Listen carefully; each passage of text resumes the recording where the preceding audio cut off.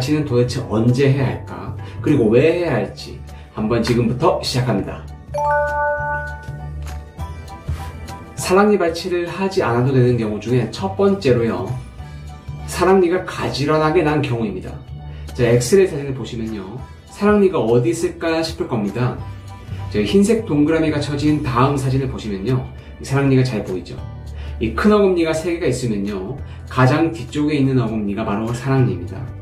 이런 경우는 발치를 하지 않고 지켜보기도 하는데요, 단 제가 치과 의사를 10년 이상 하면서 이 사랑니가 워낙 안쪽에 있다 보니 올바르게 난 사랑니더라도요, 10명 중에 9명은 대개 썩어 있답니다.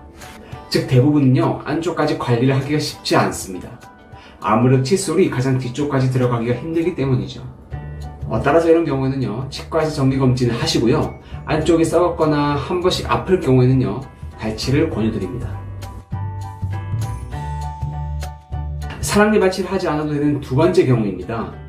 이 사랑니가요, 뼛속 깊이 묻어져 있는 경우, 만약 불편감을 느낀 적이 없으시다면요, 발치를 안 하셔도 됩니다.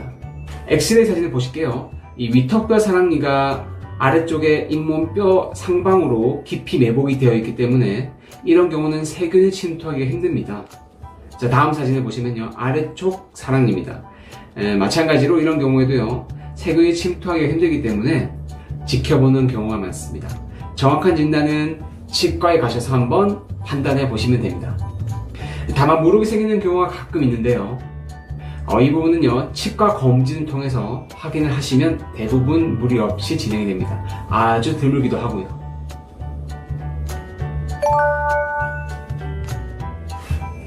자, 그러면 사랑니 발치를 해야 되는 경우도 한번 알아보겠습니다. 첫 번째로요, 이 사진을 보시면요, 치아와 치아 사이에 이 음식물이 저축되게 됩니다. 이 잘 청소해준다고 하더라도요, 이 사이에 틈에 음식물이 끼게 되면요, 청소가 용이하지 않습니다. 이런 경우는 되게 잇몸이 붓게 되죠. 이런 경우도 발치를 해주셔야 합니다. 이 사랑니 발치를 해야 되는 경우 두 번째입니다. 이 사랑니 때문에 앞치아가 썩는 경우가 있죠. 이 사진 한번 보실게요.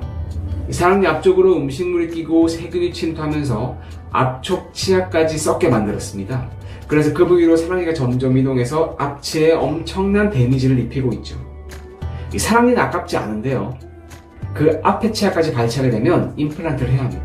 너무 속상하죠, 그렇죠? 자기 치아만큼 소중한 것이 없기 때문에 꼭 미리미리 사랑니 발치를 시행하길 바랍니다. 이 사랑니 발치를 해야 되는 경우 세 번째입니다. 사랑니가 똑바로 났지만 부분적으로 맹출된 경우입니다. 이 부분적으로 노출된 경우에도 잇몸이 붓고 아플 수 있습니다. 이 붓고 아픈 증상이 두세 번 정도 증상이 반복된다면 발치를 꼭 시행해야 합니다. 이 자칫하다가는요, 이 아래 사진처럼 사랑니뿐만 아니라 앞치아까지 썩을 수가 있기 때문이죠. 그렇다면 사랑니는 왜 뽑아야 할까요? 앞에서 말씀드린 것처럼 관리가 되지 않으면요, 앞에 치아까지 썩을 수 있기 때문에 필요하다면 꼭 사랑니 발치를 해야 되고요. 이 두 번째로 음식물이 끼면서 냄새가 심하게 날 수 있습니다. 이 사랑니는요, 주로 사랑할 나이, 약 20살 때 많이 나게 되는데요, 구취가 생기면 안 되겠죠.